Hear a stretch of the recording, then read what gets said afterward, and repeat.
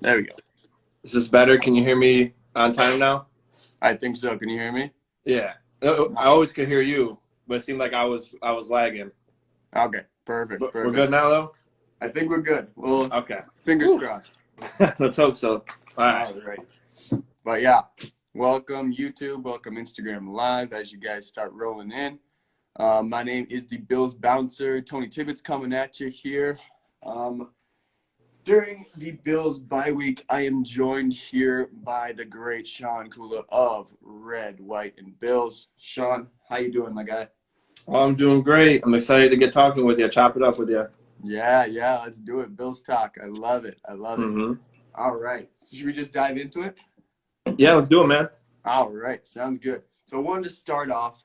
Easy question for you guys. Just have a quick rundown. What do you think is the biggest positive surprise for the Buffalo Bills in this season so far? You want me to take that one first, or? Yeah, go for it. I'll let you talk, and then I'll give you my thing as well. So yeah, go for it. Well, I went with the defense. We had 2 shutouts already this year, ranked number 2, and second in points allowed. I mean, and like I said, that Titans game, I think it was just an outlier. I don't think that was indicative of who the defense really is. They proved in the first 5 weeks that they should be ranked up there in the top. 2019 or 2020, we had a little struggle on defense, but I think it was just a weird year. Now we're back, and every game you watch the defense, you're floored with how great they've been playing, in my opinion. Yeah, no, that's very true. I know we have a question on the defense a little later, and I know we talked earlier this week about like how everyone's just like, oh, they're playing the Texans, they're playing the Jets, stuff like that. But like, no, Bills D is legit, y'all. Like, That's right. Yeah, I am so excited for him. What I personally think is the biggest surprise of the year so far for me has been Emmanuel Sanders.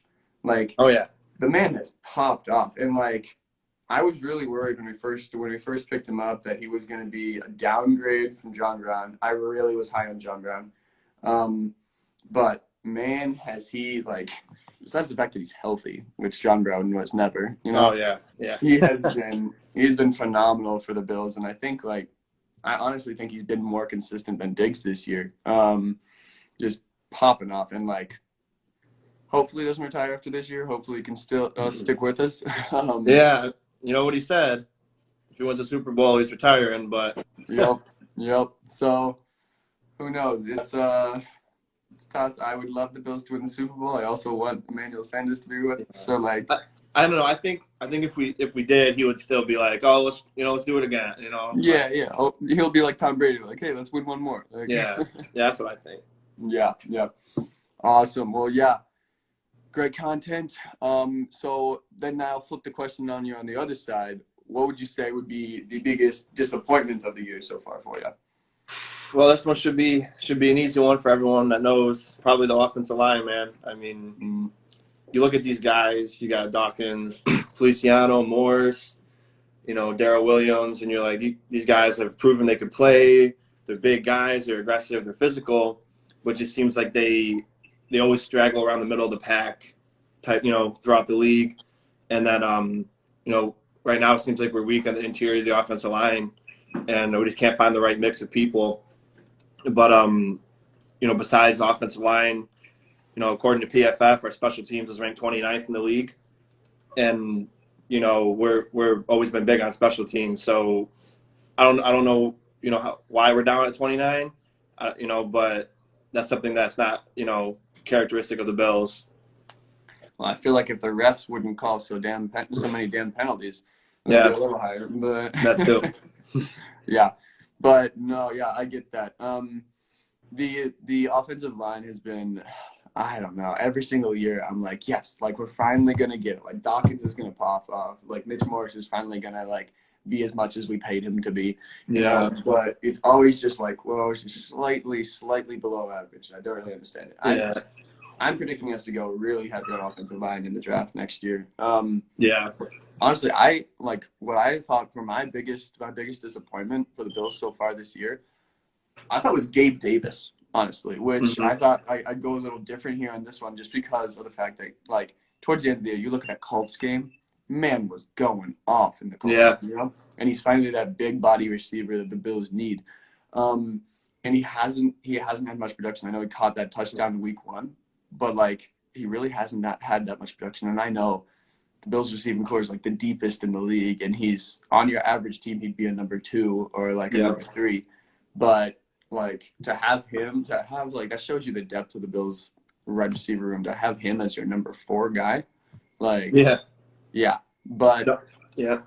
yeah, No, yeah, I agree with you there, and I don't think it's necessarily because of he's actually regressing. I think it's just after week 1 he had that ankle injury, and then once Sanders just like found his fit here, Gabe Davis was like that. You know how Duke Williams was for us a couple years ago. I think right, this year he'll be like a Duke Williams because he's not getting that many reps, but if he goes in there, he can make a difference. So yeah, for sure. Yeah, it's a testament to realize that like it's not because he's regressing. It's simply because Emmanuel Sanders has found his fit, and Diggs is always going off. Beasley is always, right. so. And Josh Allen, he's spreading the ball out. Like, I'll give him that. It's not just the Diggs show anymore. He's spreading the ball out. But, Yeah, he yeah, does. yeah, that's awesome. Little All right, man's well, dream said defensive line. Also, what do you think about that? I saw that, and I kind of agree. Like, granted, our defensive line it's better than it was last year. Like, I'll give it that. But with the amount of draft capital we've put into that, or with how many veterans we have, we picked up F.A. Obata. I was really expecting him to really go off. A.J. Epinesa. Like, I know when Epinesa has been on the field, he's Mhm. been really good. The problem is Yeah, getting him on the field. And right. so with how much depth we have, like I kind of agree with that because of simply the fact that like, yeah, we're not getting to the quarterback still. Like, yeah, I saw I think the other day it said in the Titans game, like we had the least pressures out of any team in the NFL last week. Yeah, And that's a Titans team who's allowed 20 sacks through the first 5 weeks. yeah. It Um, is weird. It is weird. I don't think I'm not gonna take that side on this one. I think the D line has been really good, but like looking back at the Washington football team game, where coach was like, oh, or people were thinking, they could have had more sacks, but they were kind of like trying to keep him contained in the pocket, and then just like making him throw the ball. And when you hear stuff like that, you start to wonder, like, against a team like the Titans, where they're going to run the ball 45 times, and then Tannehill could maybe scramble and create a play, and maybe that's what they were doing again. But then also you had Jerry Hughes and Mario Addison, the only two on the other end, swapping out. And a big reason why the rotation works is because you give people like them rest. Jerry Hughes played over 64% of the snaps against the Titans, so he didn't do bad, but he thrives better when he plays less because he's older and he needs that burst of energy. So when I saw that him and Boogie Basham were sitting out, it's been proven that it's worked with those two. I don't know. I think it was just like I said, just a bad day. I mean, I totally understand where you're coming from, but I still think the defensive line is leaps and bounds better than what it was last year.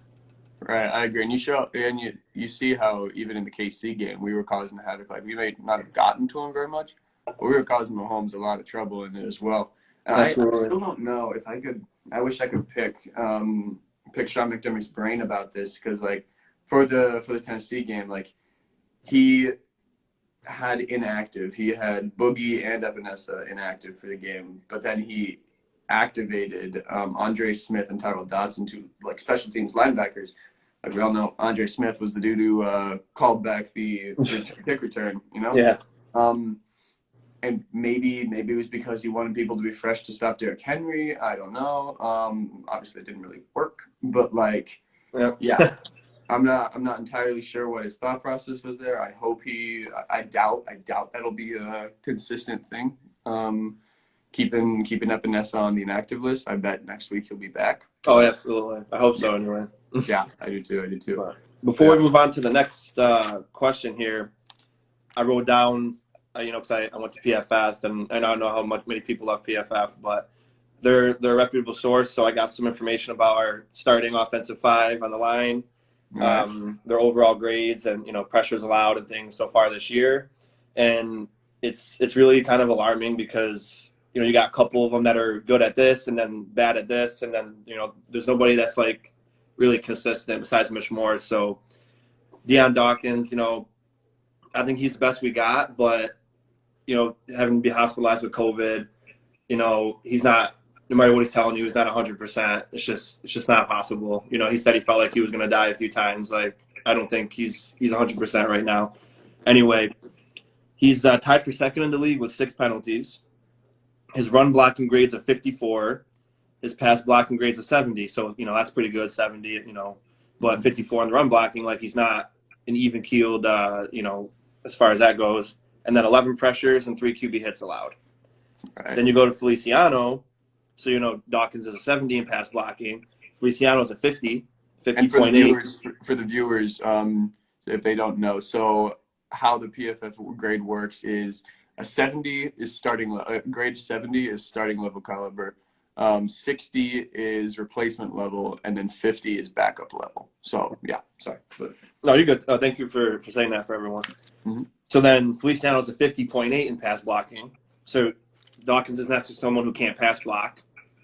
In the run block, he's 64.8. He's allowed 3 QB hits and 15 pressures. So not looking good with that. And Mitch, he's a 69.4 in pass blocking. Great. Run blocking, 64.8. No, I'm sorry, 62.5 in the run blocking. 0 QB hits and 10 pressures. So he's probably the most, leveled offensive lineman we got. And he's right in the middle next to 2 guards who've had struggles so far. Right. Darrell Williams, you for me, you saw my Cody Ford video. I think Darrell Williams is better as a tackle than he is a guard, but they got him at that guard right now. Pass blocking, he's a 58.9. Run blocking, 62.8, 16 pressures and 5 QB hits. And then, rookie Spencer Brown. Granted, he's only played 3 games and he's a rookie, so obviously you got to give him time to develop. He's nowhere near his stride yet, but he's starting right now, so you got to judge him. He's a 51.9 pass blocking and the 66.3 run blocking, 8 pressures in 3 games. So, but they've only given up like 7 or 8 sacks. So you look at all this and you're like, how's Allen not been sacked like the most in the league?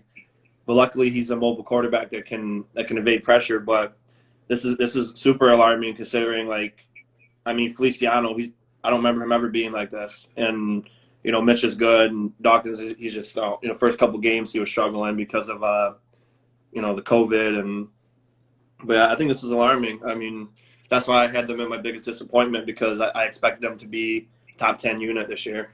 Right. Do you know the numbers on Ford, by chance? I didn't write them down for this video, but this year, I did look over them, but it's not that great. But like I said in my Ford video, he's shown himself as a tackle, so I think he'd be better off for the team as a right tackle, or push Feliciano into right guard because he's performed better at right guard. And then Ford last year before he got hurt, he was decent at left guard. You just need reps, and he's let up I think at least 15 pressures so far. But I mean, we're gonna get into him later because we got another question about that. Yeah. But the next one we had was, where do you think the Bills can improve the most? I'll let you go first with this one. All right. Yeah, I think this is pretty well documented in this sense. It would be red zone efficiency. I believe we're 29th in the league in red zone efficiency. Just like every single time. And I think I was listening to Dan Marino's podcast the other day, and he was talking about how Brian Dable has been, this year especially, he's been running it in the red zone more than he ever has been. And why? I have no idea.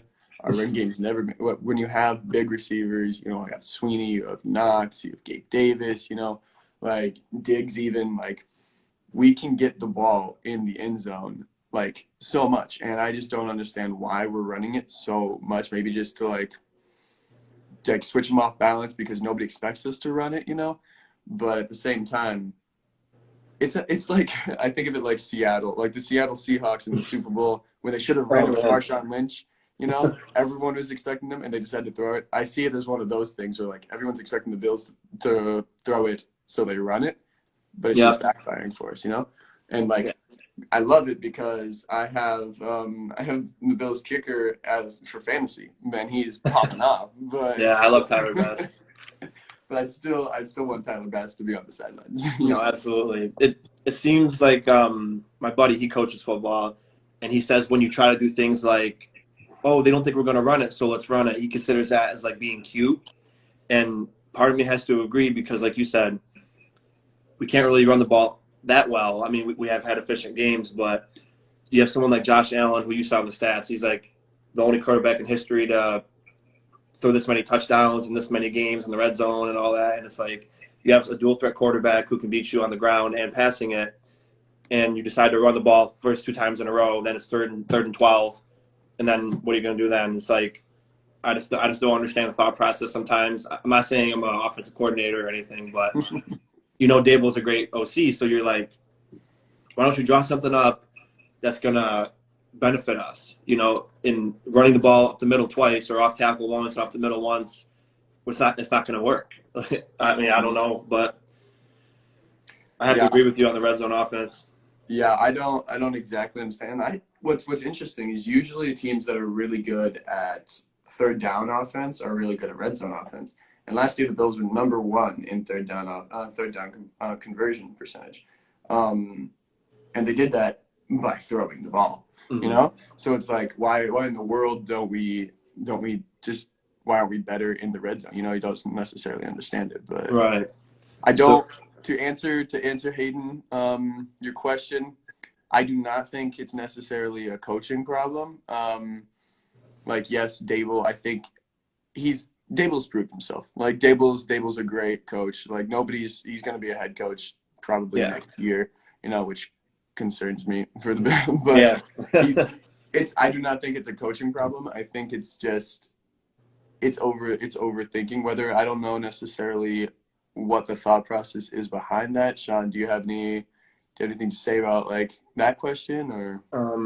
I think I don't want to say it's his fault. I think it's a mixture of what they always say, execution of the plays, but then at the same time, it's like Dable knows where we're strong at, and then he just runs the ball up the middle twice. It's like, I don't know if he saw something from the box where he thought we could have a good look, but I think it's a mixture of just failed execution at times and then not calling the correct plays to our strength. But like I said, I think, like you said, Dable proved himself, year after year. And it's just head scratching because like we've been in the red zone the most times out of any team in the NFL, but we have the worst conversion rate. And you would hope that after this bye week, Dable draws up some more red zone offense plays and just goes away from just running the ball more in the red zone because I don't know, it just hasn't worked. Yeah, and I mean to Dable's credit, like. For most teams, if you ran the ball 3 times in the red zone, you'd probably score. But with the Bills O-line and with like Singletary and Moss, we got to go to our strengths. But yeah, absolutely. All right, but yeah, next question, I'll have you answer it first. What player besides Josh Allen do you think is the most valuable to the team's success? Okay, I got a few, because I don't know if you want to talk about a few, and I wrote Diggs down, but I feel like he's also like a Josh Allen, like he's kind of expected, so I don't know if that really counts, so I'll just pick another one. I'll just say on the offensive side, Dawson Knox this year. I mean, really? Unfortunately, he's been injured, but he's shown that he could be a reliable – he doesn't need to get the ball 15 times a game, 3 to 5 catches a game, and he can make a difference. He got 5 touchdowns. It was leading the league for tight ends. And, when he gets the ball – you've seen him run over people, and you even saw him get a rushing touchdown that was called back. I don't know he was that fast. I thought he was going to get tackled for a loss, and all of a sudden he kicks it in the second gear, and he's running in the end zone.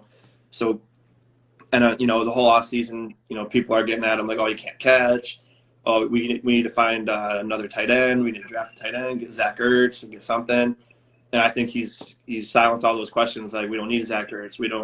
Right now we might need another tight end as a backup because – he's out for 3 weeks, maybe more.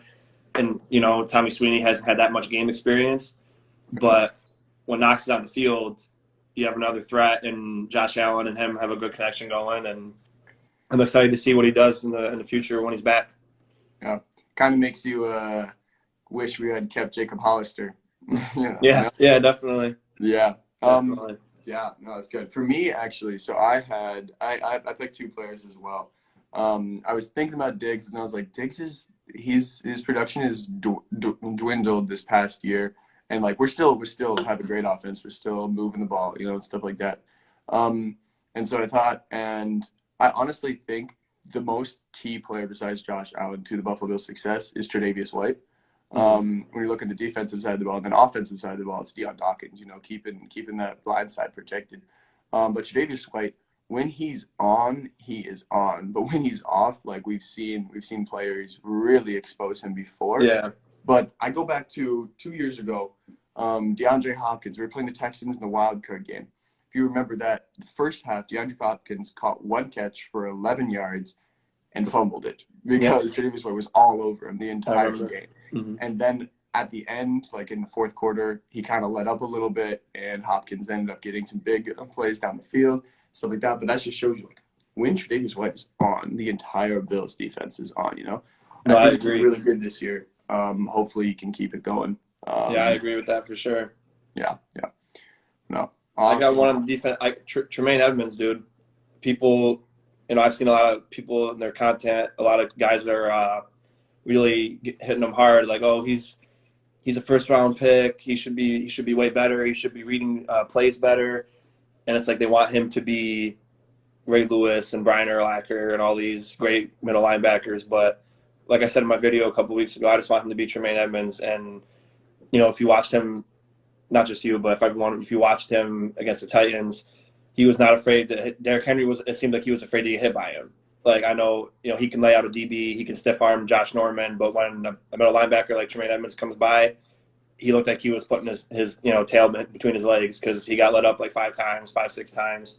He got up one play and he was like, and not that he, obviously he's the best running back in the league, but when you play football, they always say you want to hit the guy so hard that he doesn't want to come to your hole anymore. And that's what Tremaine Edmonds did. He really hit him hard. And, of course, sometimes he's not good at reading screenplays, but he started for this team when he was 19 years old, playing against a grown man. And you remember when you were 19 years old? And it's like I am 19 years old. Yeah, so me playing in the NFL right now. Yeah. So imagine you having to run a whole defense at 19 years old and still perform at the top level. And he's had 100 tackles every year since he was 19, 2 Pro Bowls. So it's just people, they don't really understand his value to the team. It's like every year we could have him for 12 more years. We got him when he was 19. He's not even 24. I think he might be 24 right now, or going on 24. And then for offense, another one I got was Emmanuel Sanders.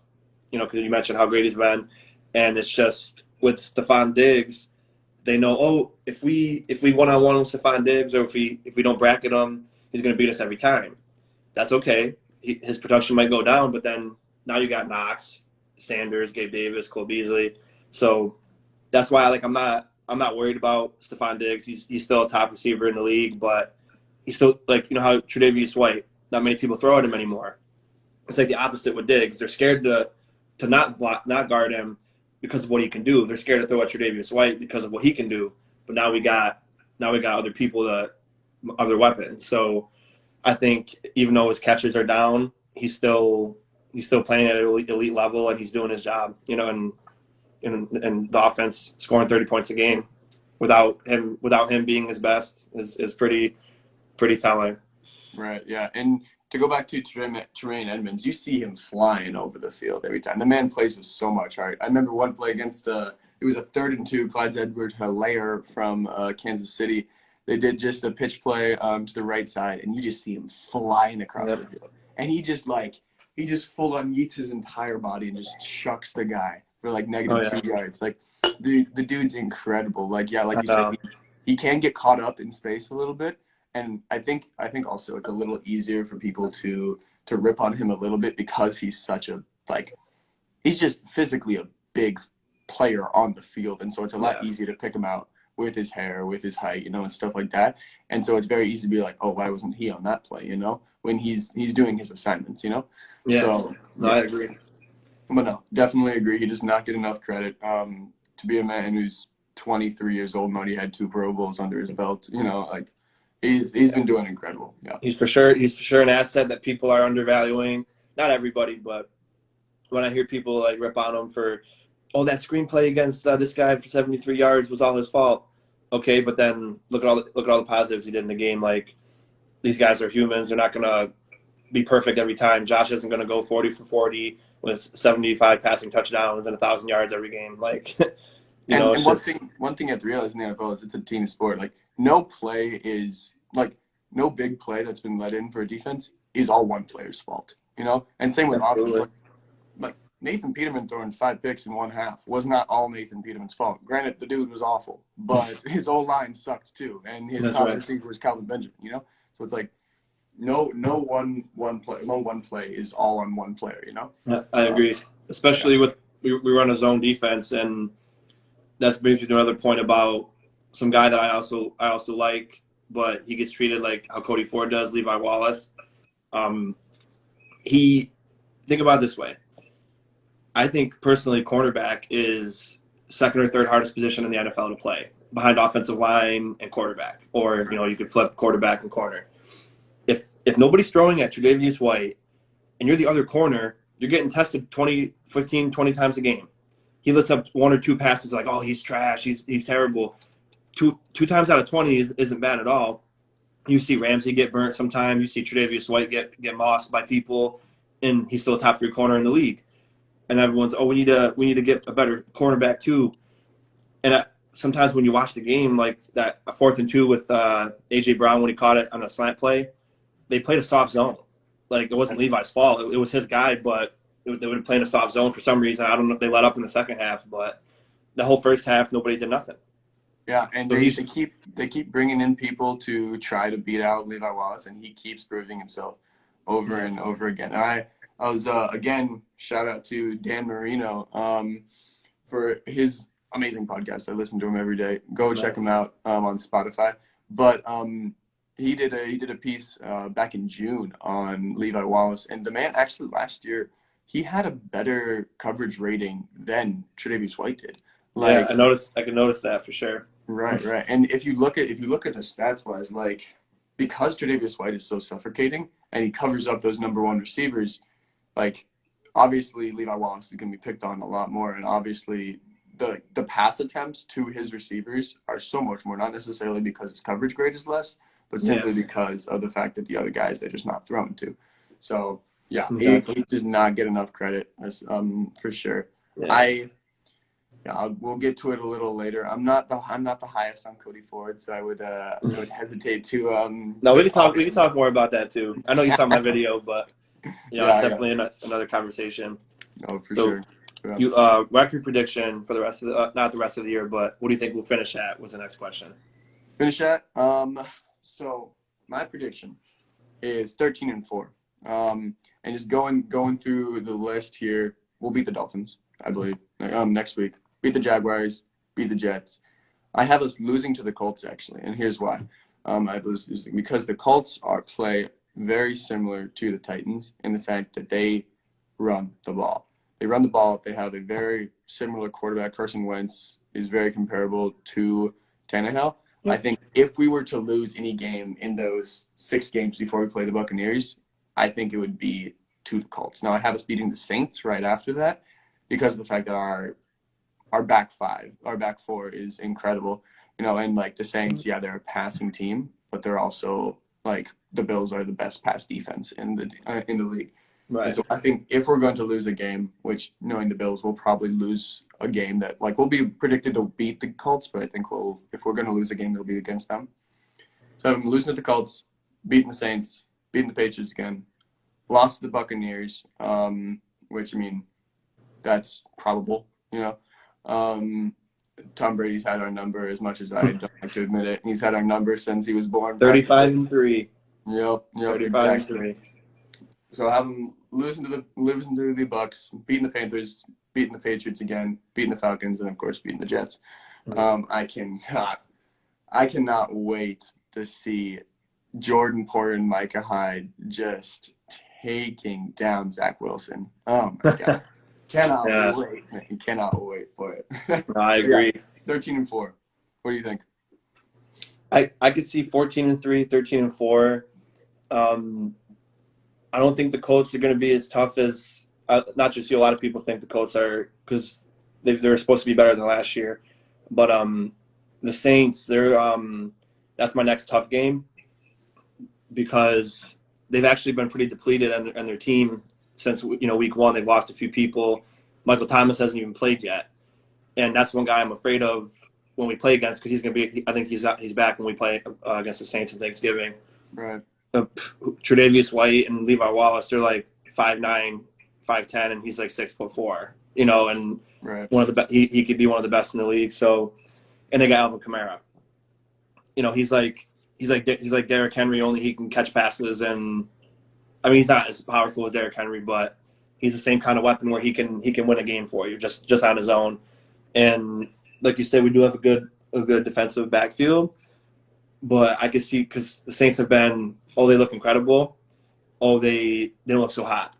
But I think once they get their team back, and we're playing in New Orleans, so I can see that being a tough game. I'm not saying that we can't win it. I'm just saying it's going to be tough. And then, of course, you got the Bucs, but they're also injury-ridden too. Right. Especially in their secondary. That's going to be a game where it's like our offensive line is going to get absolutely destroyed. Because their defensive front is incredible. But that's going to be a game where you have to be creative when you run.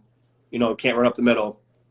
You know what I mean? Like, right. There's some screenplays, but the Bucs will be tough. And then when you look at that Jets game, 2 years ago, we sat our starters against the Jets when they were terrible. And they beat us the last game of the year. It could be something like that. But I think, we have Mr. Trubisky now. We don't have Matt Barkley. Not that Matt Barkley was bad, but Mr. Trubisky has been a starter in this league since he's arrived. So I think we could win that game, but I still think because Jets got a great defense. I think it'll be still a tougher game than it will be the first time we play them for that reason. But like I said, I could see 14-3, 13-4 realistically. I don't know who we would lose to, but my tough games are the Bucs, the Saints, and then depending who plays the Jets the last game of the year. Not that I think they're a better team or nothing, but right. I can see three tougher games coming up. Yeah, I could see that for sure. I mean, at the end of the day, I'd take Trubisky over Wilson any day. But... Oh yeah, no, 100%. And that's Mitch is as much flack as he got from the Bears debacle. I don't think it was him at all. I think it was more of Matt Nagy in the offense. But I love having Mitch on the team, but he's going to be on another team next year starting for them. So right. it's sad because you want to have that proven person as your backup, unless they want to sign him like a Case Keenum contract, like 3 years, $18 million. But which I doubt it. Yeah, I highly doubt they will. But yeah, it's good to have someone that you can, not God forbid, something happen to your starter. I'm not going to say his name because I don't want to speak it into existence. But Mitch could go in, and he's not as big and tough, but he can run the ball. That Texans game that I went to, you saw him run a few plays. He was quick. He could throw the ball. So you got to go back up in Mitch. But yeah, 14-3, 13-4. I agree. Yeah. All right. Well, then moving on. I want to hear your take on this because I am sick of listening to Nick Reich. Don't even listen to him. But is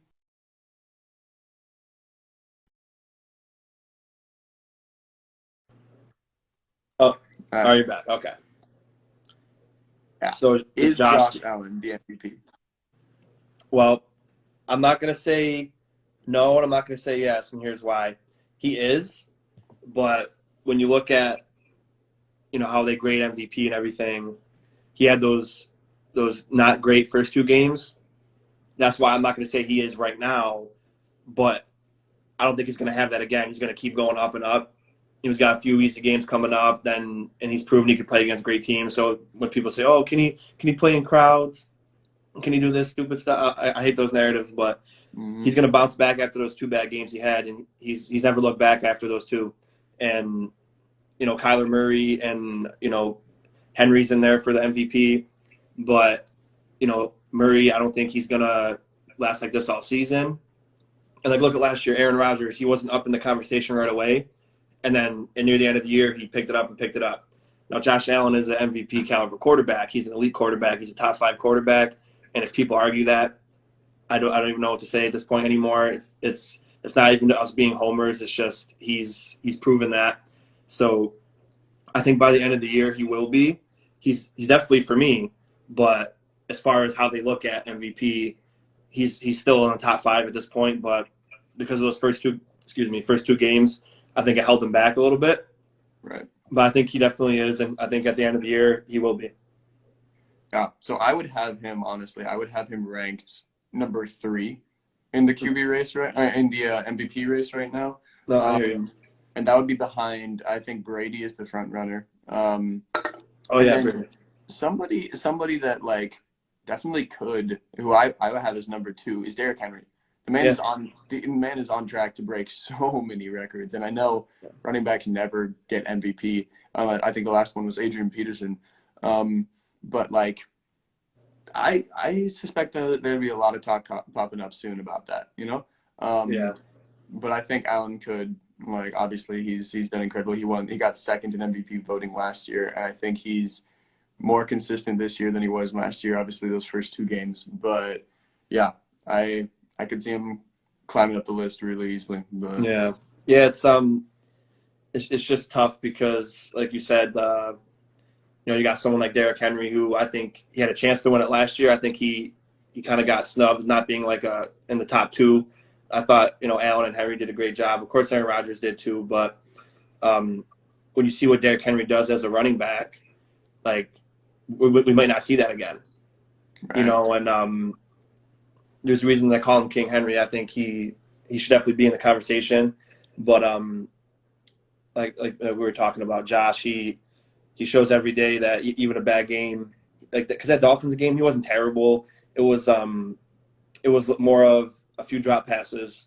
Because when you really think about it, I think it was that game, like 3 or 4 drop passes that were right in people's hands. 2 hands on the ball.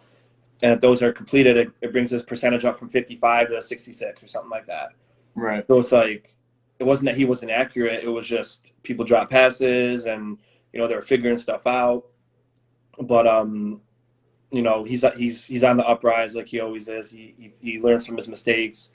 And I think, like we said, by the end of the year, it'll be Allen, Henry, and probably Brady in the conversation again. But they'll probably give it to Brady because he's like 75 years old, still doing things that young boys do. So, it'll be interesting. Yeah. To see. As much as I'd hate to see Brady win MVP, it's definitely a possibility. But yeah. But yeah. It's easier to watch him now that he's not a Patriot anymore. That's true. It was when they were playing when it was Bucks versus Patriots a couple of weeks ago.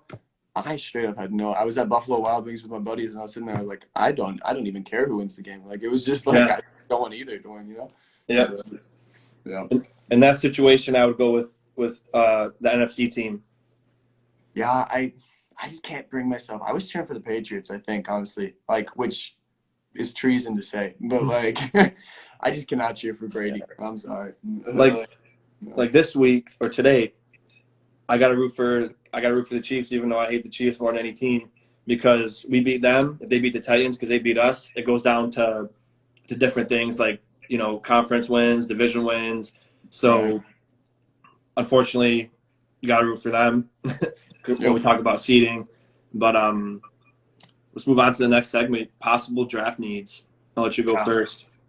All right, yeah. So this is my bread and butter because I love the draft. And so obviously we need to look at O-line and D-line. And I know D-line, everyone's gonna be like, we just picked up Basham and Rousseau. But I'm talking interior D-line, Starla Touré. It's so nice to have him back, but he's upgradable, And you look at the guy next to him, obviously Oliver is a stud, but if one of those two gets hurt, we're down to Harrison Phillips, which I do not have much belief in because he's just injury prone, and then Justin Zimmer, I had a whole podcast segment on him back when I used to have my podcast, and how I love him, but at the same time he's inconsistent. You know, like he plays with heart, but he's inconsistent. And so, yeah. So I think interior defensive line and interior offensive line. Like I said, I think Ford is upgradable. I think Feliciano is upgradable. Mitch Morris is almost at the end of his contract. So I think those two, and then obviously we talk about this every year. I do not predict this to happen, but who knows? It could. Cornerback opposite Tre'Davious White.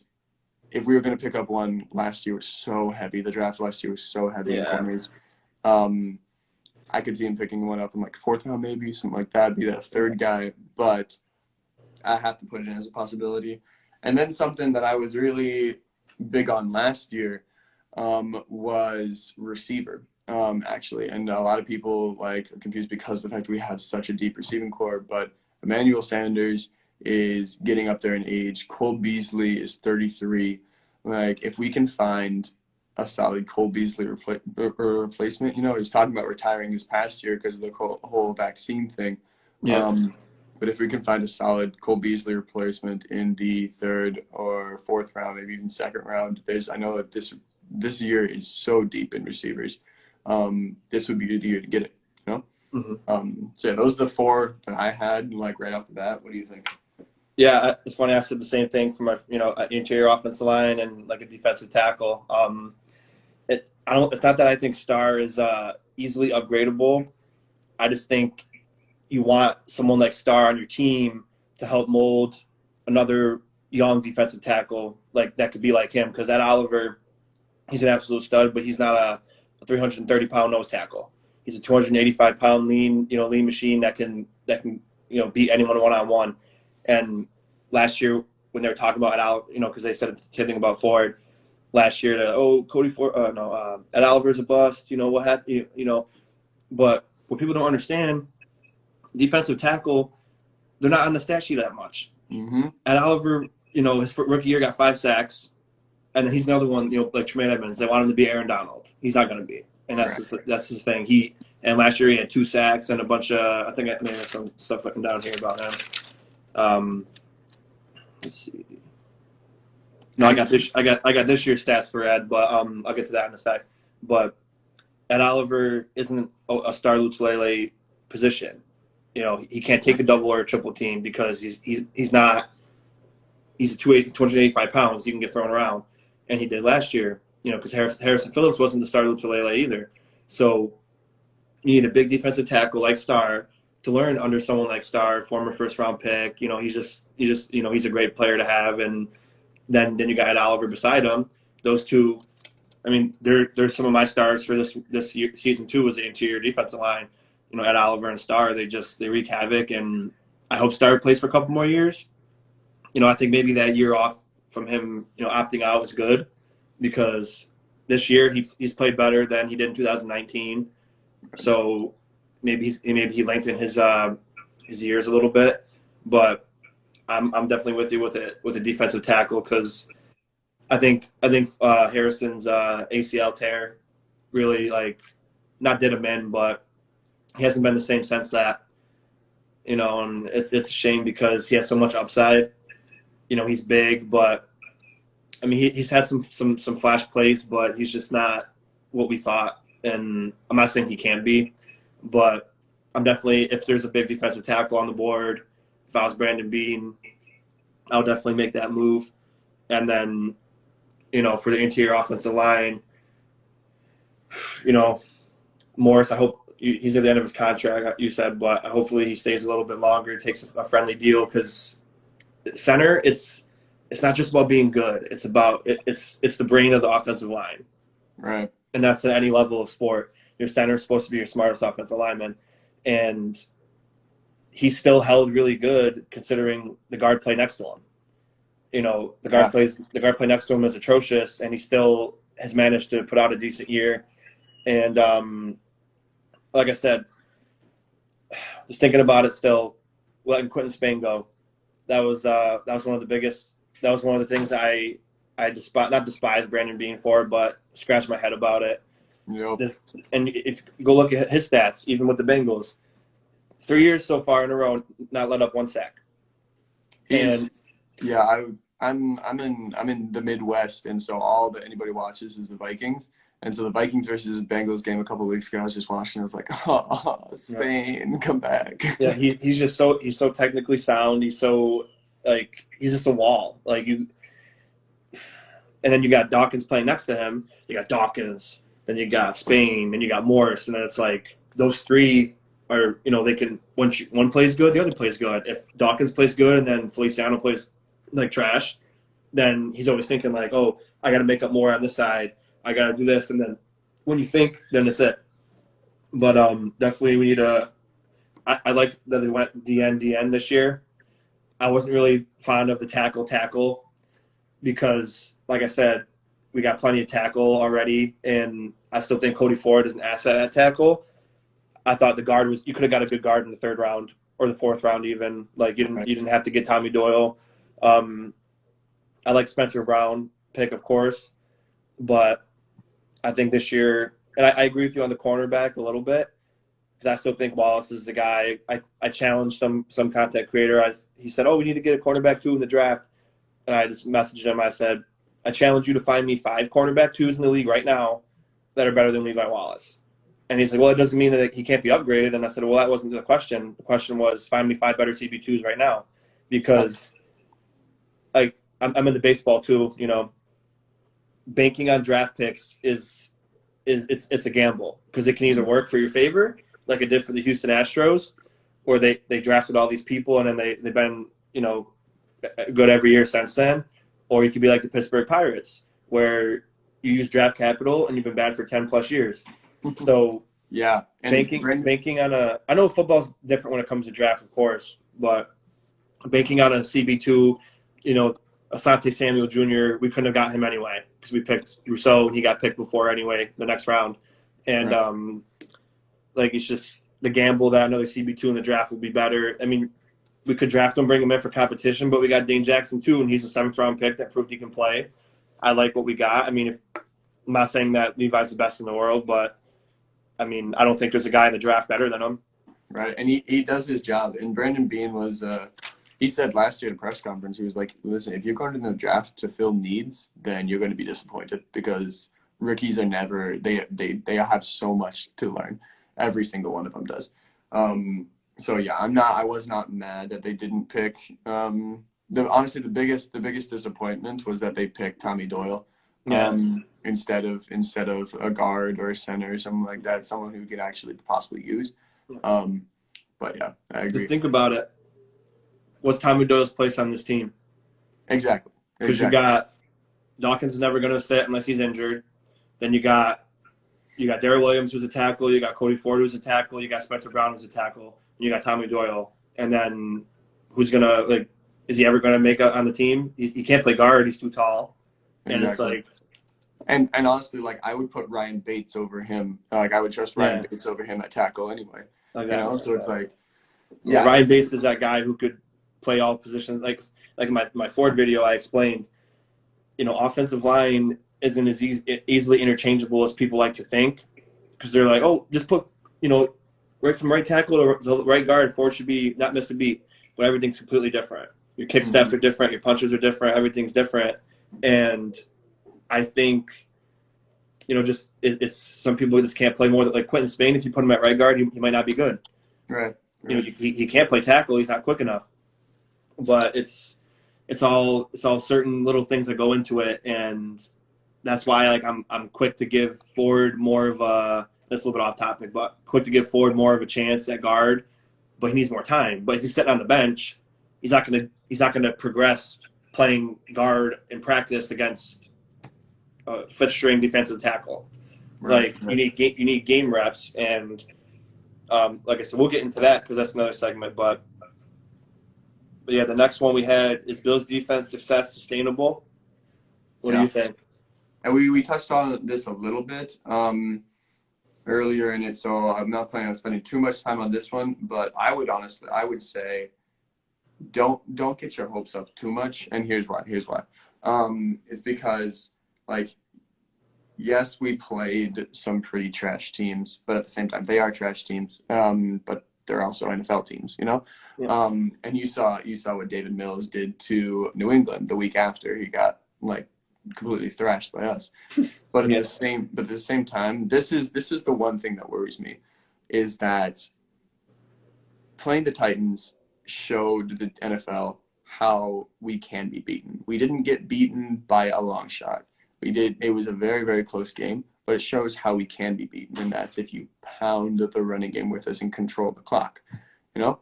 And so this is the only thing that really concerns me about our defense, is the fact that it's predictable. It's the fact that, like, Leslie Frazier is a great, great coach, but at the same time, he plays a very predictable scheme.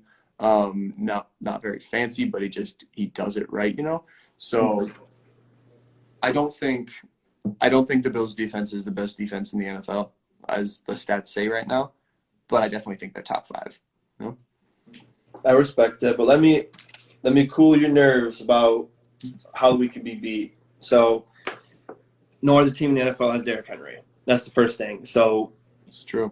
you gotta look at it like a lot of, because they say it's personnel, like how you beat the Chiefs. It's all personnel based, because like the Jags can't run the defense we ran, or the defense the Bucs ran and beat the Chiefs. It's because you don't have the personnel.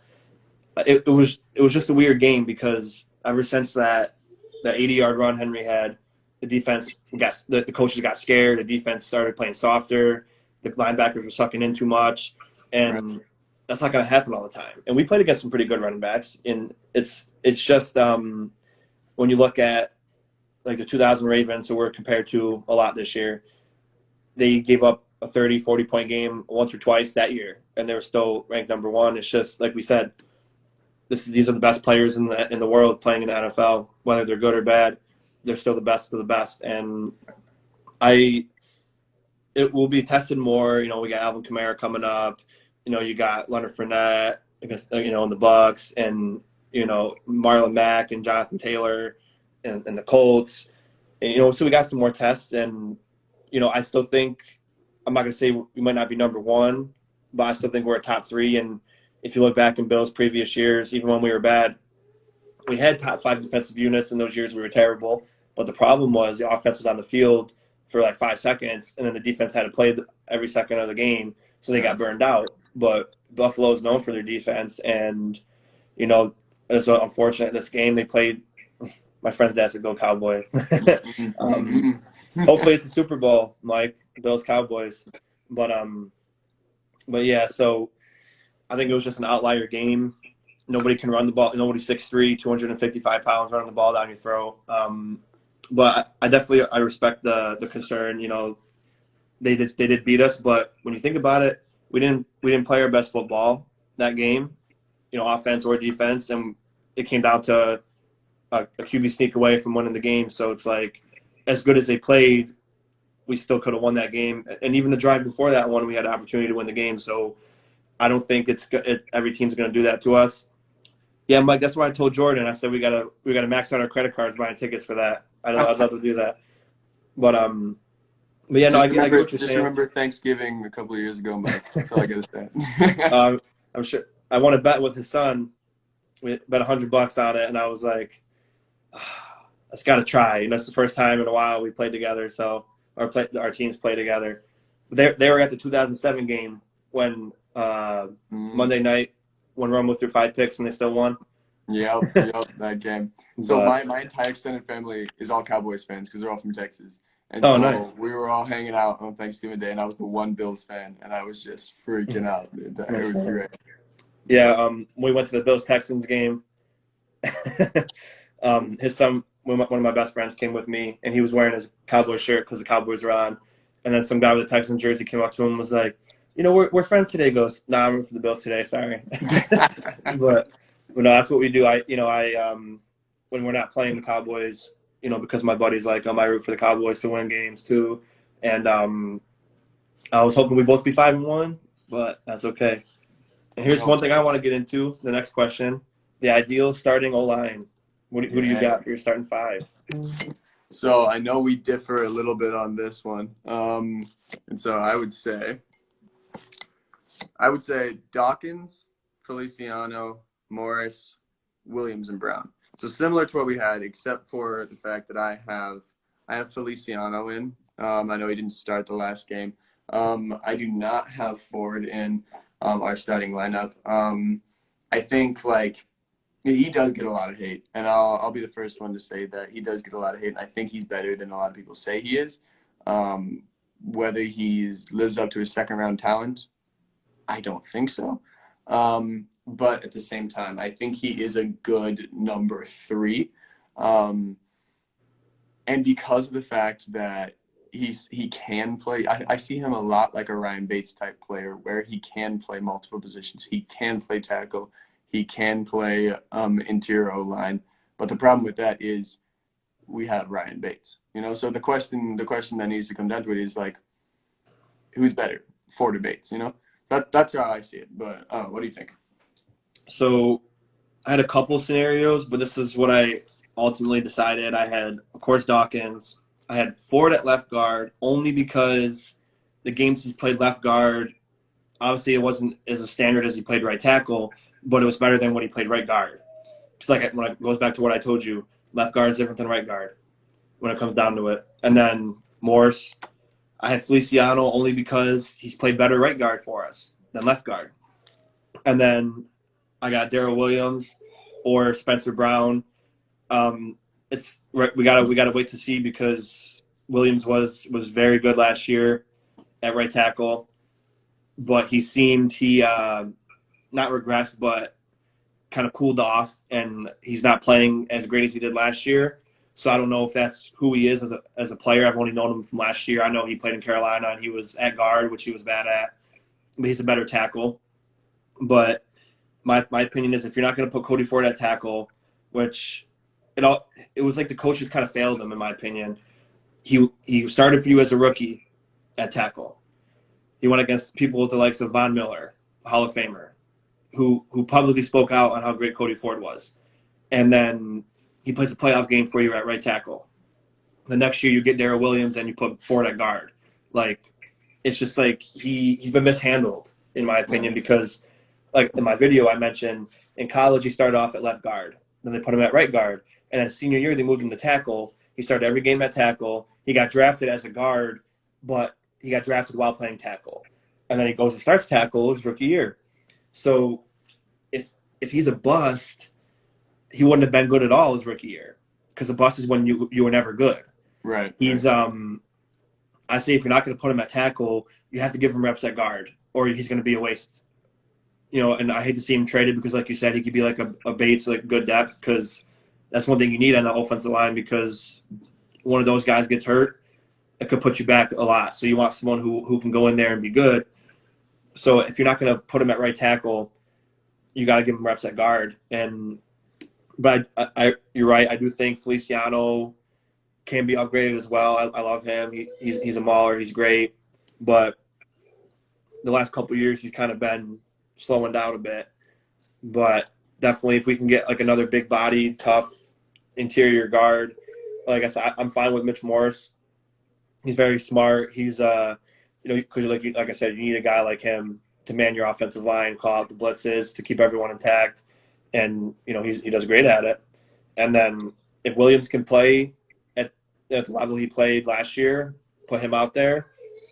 Because Spencer Brown, nobody expected him to even play this year. I know people wanted him to, but think about it. He's 6'8", 315. That's skinny for a tackle. He's going to get, once he gets in the weight room with the team for a year, he's going to have the year at NFL experience. In a couple years, he'll like 330, 340, 6'9". You can put as much weight on as possible. He might still look skinny at 330. Right. So, and he's got a lot of upside. And I'm not saying don't start him. I'm just saying like, if you're in a Super Bowl window and you want to win now, you got to put your best 5 out there. And I don't think I want to have the faith that that's what they're doing, but it just doesn't seem like it because I don't think Ford should be on the bench. I'm not just saying that because I like him. Because in the beginning, everyone's like, Cody Ford's trash. Get him out of there. Okay. They took him out. Did the offensive line get better? No. They might have had a better game because they played a not as tough defensive line because Ford did bad against Washington. They took him out and said, oh, he's trash, put him on the bench. and then you go play the Texans, and then Spencer Brown was in there, and they're like, oh, this offensive line looks so much improved. But it's really not, because the problem still is lingering, the guard play. We're still getting blown up. And so you can't – Ford was the scapegoat to the issue. Is it Bobby Johnson? Is it the offensive line coach? Like, it's because it doesn't make sense. Because these guys are, Dawkins. You read these names off, and you're like, holy crap, what happened? And also, Feliciano lost, 35 pounds? Yeah. That's very true. What are you trying to lose weight for when you're on the offensive line? Exactly. And you're a guard. He went from 330 to 295. It's like, you got to be – and then you see it. Then you see it in games against Cam Hayward. He gets hit so hard, he falls back 5 yards into Josh Allen's feet. My guard should not be getting thrown back that easily. You never saw Quentin Spain get thrown back like that. And, they signed him a big contract, let him go for some reason. But I'm never going to forget that. I bring it up all the time. And anytime someone, content creator, puts up offensive line with Charlotte, you're talking about Van Roten on the Jets? What do you mean by Roten? He's my brother. He's probably just messing with me. Oh, well, hey, how you doing? Shout out to Chuck. Yeah, but yeah, I mean, if you can get a good one in the draft or bring it, I mean, I wanted to see how Forrest Lamp would have turned out, but he got injured and they let him go, and he's still out there. I mean, why not give him a shot? I mean, what could be worse than what's happening right now? Right. And I think there's, when it comes down to the starting five, it comes down to, honestly, it's like, in a certain sense, it comes down to Ford versus Brown of do you trust Derek Williams to be your tackle? And if you do, then you'd put Ford in at guard. But if you don't, then you have to put Spencer Brown in. And it's like, do you want Spencer Brown, who I think Williams is better than Spencer Brown at this point, but Spencer Brown also needs the practice, the time on rep if you want to have him be your starting tackle at someday, So it's like, do you put in your best starting five, or do you create a lineup where you can be sustainable for multiple years? No, I agree. Absolutely. Yeah, like I said, I love the Bills Cowboys Super Bowl for many reasons, and the Diggs versus Diggs would be one of them. And it's funny, I told my best friend that's a Cowboys fan, or one of my best friends, I said, it'll be Diggs versus Diggs. It could be a big story, but they'll be like, well, the Chiefs didn't make it to the Super Bowl this year because of this. And then the Bills are playing the Cowboys. I forgot. Sorry. Oh, yeah. But, and it'd all be about the Cowboys. Let's be real, because America's favorite team. But Diggs versus Diggs. I'll tell you what, man. I was huge on Diggs when he was in college. He was a reverted receiver. He changed to be a corner. The man was – I had him – he went 51st overall, I believe, to the Cowboys. I had him ranked 39th on my list. I thought the Bills were going to trade up and get him. But, man, sucks. You guys got a gem right there.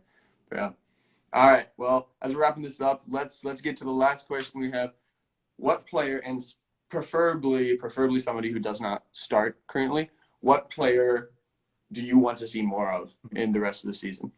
When you say more of, do you mean production or just to get reps? To get more reps. I got 3.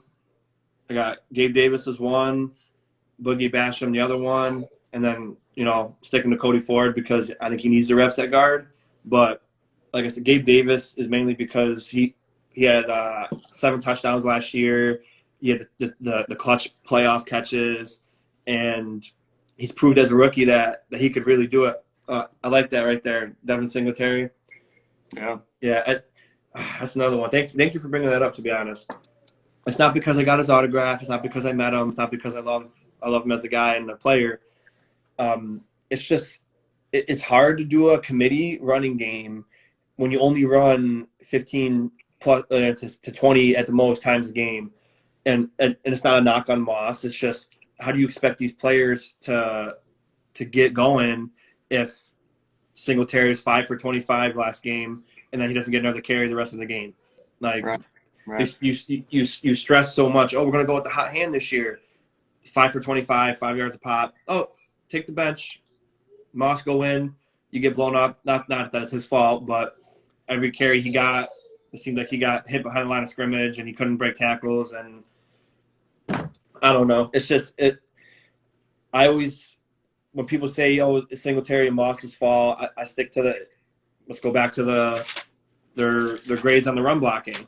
You got 54, 64, 62, 62, 66, and it's okay, but to be efficient running, you can't have that. It's just I say it's a mixture of, and what I thought of last year, we ran a fullback 2019, Pat DeMarco. When you stop running with a fullback, everything changes. The schemes are different, the setup, the plays were different, and then we decreased in running efficiency. I'm not saying we need a fullback, but it's like we're running a whole different run scheme, and can the offensive line not, are they not proficient at it? Yeah, I do think Moss, they both can take the role. That's what I'm saying. But besides just the last game talking about with the Titans, Singletary started off 5 for 25, and they never gave him a carry the rest of the game. Right. And Moss didn't do great that game, so it's just like, I get Moss is like the guy you want as the power back. He can muscle up carries, but if Singletary was hot, that was working for you. And then he didn't get one carry the rest of the game. And that reminds me of the 2019 playoff game. Singletary got one carry in the second half, and he was on fire in the first half. Right. That's the things I question about Daboll is like, you're a great OC, you're going to be a great head coach, but why do you do this?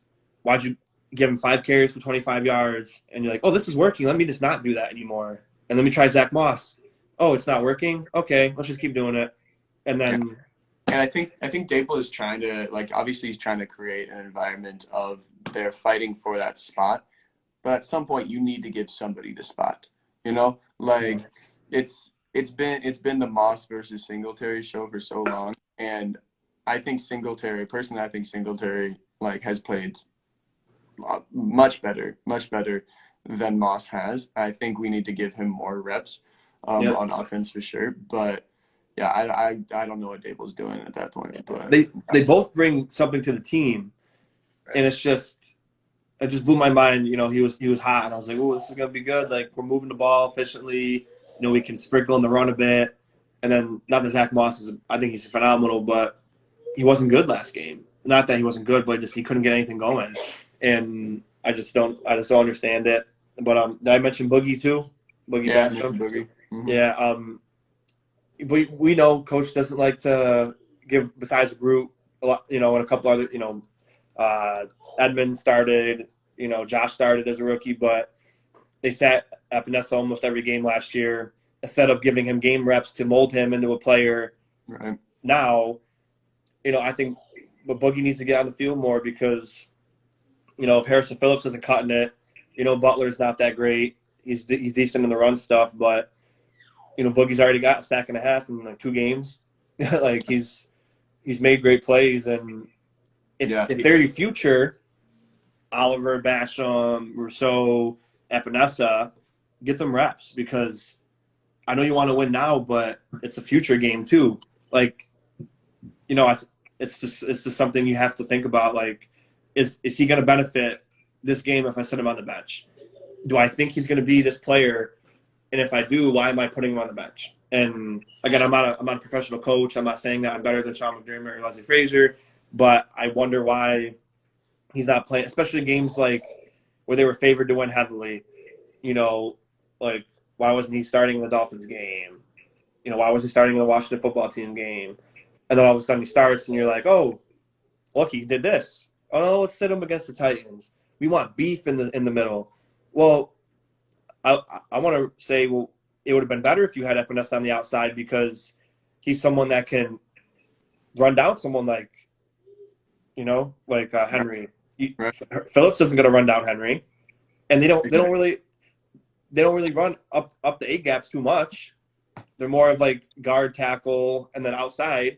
And I questioned those 2 people sitting, but oh, what's up, Duncan? Did you get my birthday message? He's a Steelers fan. I was talking all that good stuff the first week, all that first week. But no, we do that for fun. That's how friends are. But next time it wouldn't happen, buddy. But hey, you humbled us, and now we got a fire under our butts. So yeah, we'll take it. But But Yeah, I'd say players no, I want to see more of. I'll try not to get players because I was gonna say Boogie, and I was gonna say Gabe Davis, but I'll pick some players that you didn't pick. DeMar Hamlin, backup safety. I was big on him in college. Like obviously, let's hope he doesn't need more playing time simply yeah, because the fact. But if we're winning, like if we're winning against the Jets 30-0, put in DeMar Hamlin. Let's see what he can do. And same thing with. So this guy is. I've always been super high on him from Oregon State. Isaiah Hodgins. He's on the yep. practice squad. But man, I just want to see him in a game because he is so tall. He's so good. Yep. I love that guy to death. I had the honor to do I had a FaceTime call with him once on Instagram Oh, once. nice. Yeah, he's super cool dude. Yeah.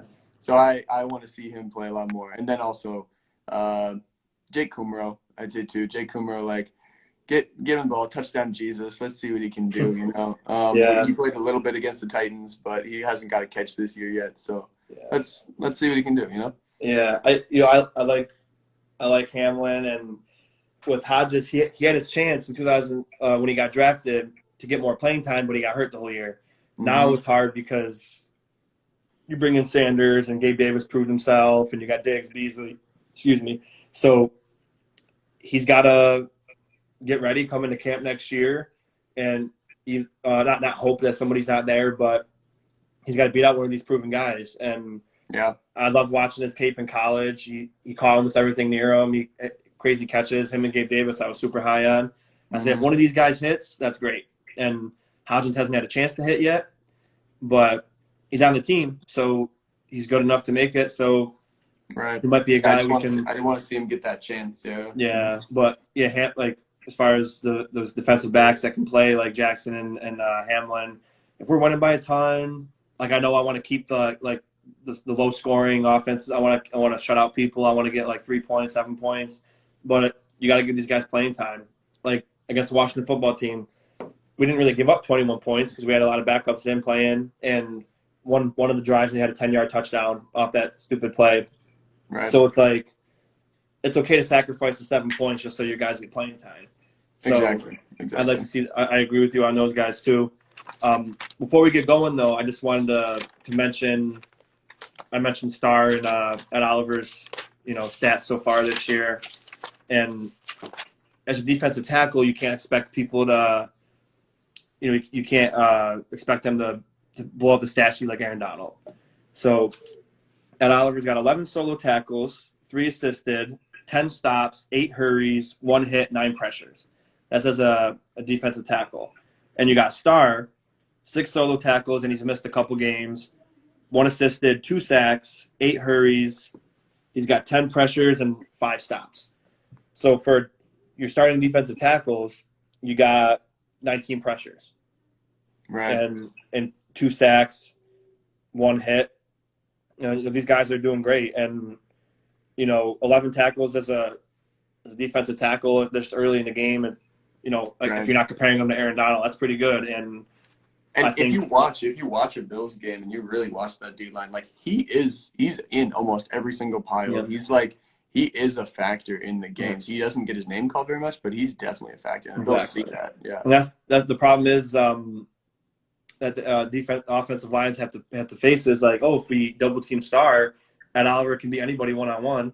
Exactly. Like the first play of the Texans game, I was sitting like 9 rows back, like at the 5 or the 10, and you see it as soon as the ball snapped, that Oliver's in the backfield, and you're just like, what more can you ask from a defensive tackle? Like I know it was one play, but he was like that all game, and he's the defensive line. I'm really high on it.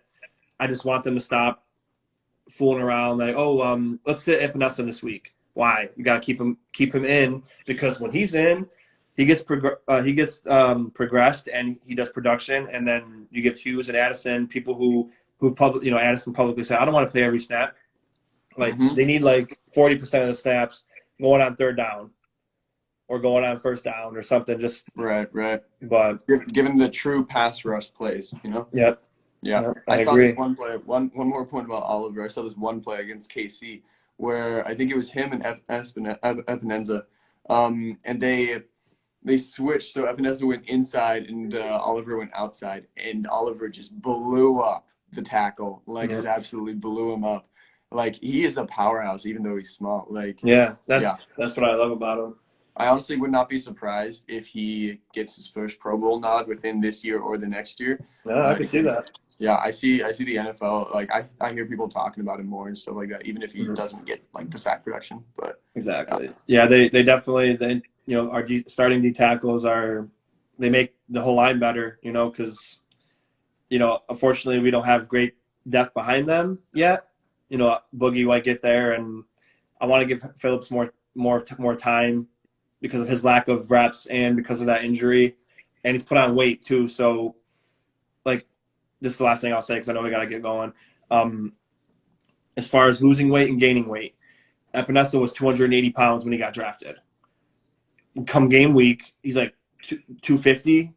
He looks like a twig, and you're like, what the heck? Like I thought we were getting this big bully defensive end, and then right. you need time to get into your body. So Phillips put on weight. Now he's got to learn how to play with weight, the weight he put on. And like Feliciano, he's got to learn how to play 30 pounds lighter than what he did last year.